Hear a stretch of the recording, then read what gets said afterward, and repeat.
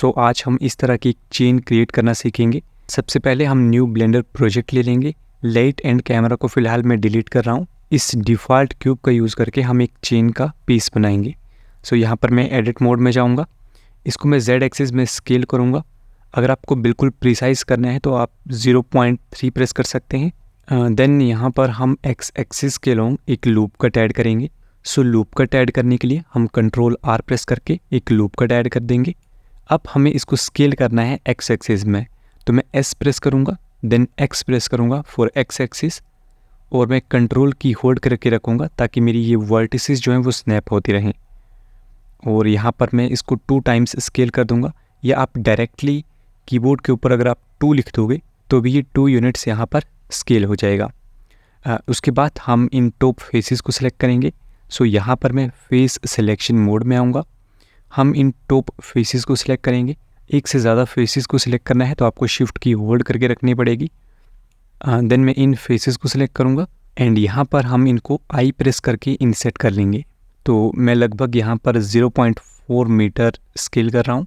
Then इसके बाद हमें यहाँ पर होल क्रिएट करना है, बट मैं अगर सिंपली यहाँ पर X की प्रेस करके फेसेस डिलीट कर दूँगा तो देखो यहाँ पर अंदर की ज्योमेट्री हमें दिख रही है, तो हमें ऐसा नहीं करना है। सो मैं कंट्रोल Z करूँगा। हमें कंट्रोल E प्रेस करके यहाँ पर bridge as loop option select कर लेना है। इससे अंदर की साइड भी यहाँ पर फेसेस बन जाएंगे। उसके बाद अब हमारा ये एक चेन लिंक रेडी है। इसमें हम अब यहाँ पर सब डिवीज़न सरफेस लगाएंगे। यहाँ पर हम लेवल 2 रखेंगे। देन हमें एक और चेन लिंक चाहिए, तो मैं इसी ऑब्जेक्ट में वो ऐड कर देता हूँ। हम जाएंगे यहाँ पर एडिट मोड में। इन बाउंड्रीज़ को सब डिवीज़न सरफेस के अकॉर्डिंग देखने के लिए मैं यहाँ पर सब डिवीज़न सरफेस मॉडिफायर में इस ऑन केज को इनेबल कर दूँगा। ओके, अब E प्रेस करके हम सब कुछ सेलेक्ट करेंगे।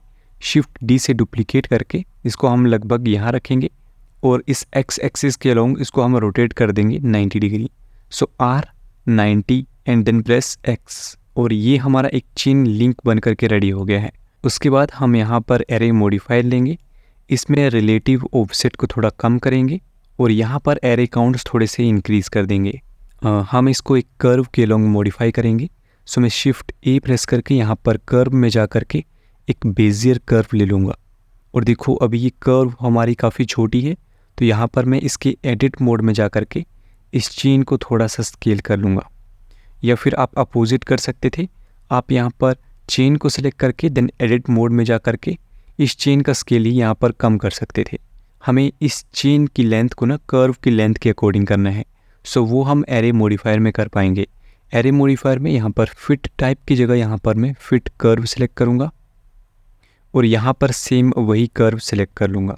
अब क्या होगा, अब चेन की जो लेंथ है ना वो कर्व की लेंथ के अकॉर्डिंग सेट हो जाएगी। अगर मैं कर्व की एडिट मोड में जा करके इस कर्व का साइज़ छोटा करूँगा तो देखो चेन का साइज़ भी छोटा हो रहा है, और कर्व को बड़ा करूँगा, कर्व को स्केल करूँगा तो चेन भी हमारी लंबी हो जा रही है। ओके, मैं एडिट मोड से बाहर आता हूँ। देन इस चेन को अब कर्व के अलोंग मॉडिफाई करने के लिए हम यहाँ पर इस चेन को सिलेक्ट करके एक कर्व मॉडिफायर ऐड करेंगे और सेम कर्व को हम यहाँ पर सेलेक्ट कर लेंगे। एंड यहाँ पर अब हमारी ये जो चेन है वो इस कर्व को फॉलो करेगी। तो अगर मैं इस कर्व को सिलेक्ट करके एडिट मोड में जा करके किसी एक हैंडल को यहाँ पर सिलेक्ट करके स्केल, रोटेट, एक ग्रैब करके कहीं भी मूव करूँगा तो चेन हमारी अकॉर्डिंगली यहाँ पर बिहेव करेगी। या किसी भी एक पॉइंट को सिलेक्ट करके अगर आप E की से इस कर्व को एक्सट्रूड करोगे तो यहाँ पर आप इस तरह से और ज़्यादा मॉडिफाई कर पाओगे। इस कर्व को आप खुद से ड्रा भी कर सकते हैं। उसके लिए यहाँ पर मैं कर्व ड्रा टूल में जाऊँगा। अगर मैं यहाँ पर देखो अभी कर्व को ड्रा कर रहा हूँ तो हमारी चेन नहीं बन रही है, क्योंकि इस मेथड से चेन सिर्फ एक ही बार बनेगी। यानी कि आपको A की प्रेस करके देन X की प्रेस करके प्रीवियस कर्व पॉइंट्स को डिलीट करना पड़ेगा, तब जा करके अगर आप एक स्ट्रोक यहाँ पर ऐड करोगे तो एक यहाँ पर चेन बन जाएगी। नेक्स्ट टाइम करोगे तो वो नहीं बनेगी। उसके लिए फिर से आपको इन सभी पॉइंट्स को डिलीट करना पड़ेगा। इसका एक सॉल्यूशन है ज्योमेट्री नोट के साथ, वो मैं नेक्स्ट वीडियो में आपको शेयर करूँगा, जिससे हम नेक्स्ट टाइम ज्योमेट्री नोट की हेल्प से इस तरह की एक चेन बनाएंगे, जिसमें अगर आप मल्टीपल स्ट्रोक्स भी इस तरह से पेन से लगाएंगे तो वो मल्टीपल चेन्स आपको वहाँ पर दिखेंगी। देन फाइनली हम इसमें एक अच्छा सा मटेरियल ऐड करेंगे। हम इस चेन को सेलेक्ट करेंगे, देन हम यहाँ पर मटेरियल सेक्शन में जाएंगे एंड यहाँ पर बेस कलर में हम थोड़ा येलोइश ऑरेंज कलर हम यहाँ पर सेलेक्ट करेंगे। देन यहाँ पर कलर को देखने के लिए हम यहाँ पर मटेरियल प्रीव्यू में जाएंगे। अब क्योंकि ये चेन मेटल है तो हम इसकी मेटलनेस को इंक्रीज़ कर देंगे। देन यहाँ पर राइट क्लिक करके हम शेड स्मूथ या शेड ऑटो स्मूथ कर देंगे और थोड़ी सी इसकी रिफ्लेक्शन को भी हम यहाँ पर कम कर देंगे, लेट्स से 0.2, और ये हमारे पास एक गोल्डन चेन बन जाएगी। अब यहाँ पर एक लास्ट चीज़ रहती है, देखो अगर मैं इस चेन को कहीं भी ग्रैब करके मूव करूँगा तो इसकी पूरी स्ट्रक्चर बिगड़ रही है। उसी प्रकार अगर मैं सिर्फ इस कर्व को ऑब्जेक्ट मोड में ही सिलेक्ट करके कहीं मूव करने की कोशिश करूँगा तो फिर से यहाँ पर पूरी स्ट्रक्चर ब्रेक हो रही है। तो इस चीज़ को कंट्रोल करने के लिए सबसे पहले हम कर्व को सिलेक्ट करेंगे, देन शिफ्ट की होल्ड करके इस चेन को सिलेक्ट करेंगे एंड कंट्रोल P प्रेस करके कर्व को चेन का चिल्ड्रन बना देंगे। यानी कि अब अगर मैं यहाँ पर object and keep transform select करूँगा तो मैं कर्व को डायरेक्टली इस तरह से मूव नहीं कर पाऊँगा, बट अगर मैं चेन को सिलेक्ट करके G की प्रेस करूँगा तो मैं चेन को आसानी से कहीं भी मूव कर पाऊँगा। और मुझे अगर एडिट करना होगा तो मैं कर्व को सिलेक्ट करके देन यहाँ पर आसानी से एडिट कर पाऊँगा।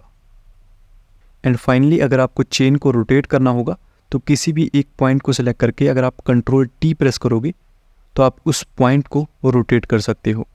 ओके, तो आप इस तरह से इन पॉइंट को सिलेक्ट करके देन कंट्रोल T प्रेस करके चेन को रोटेट भी कर सकते हो।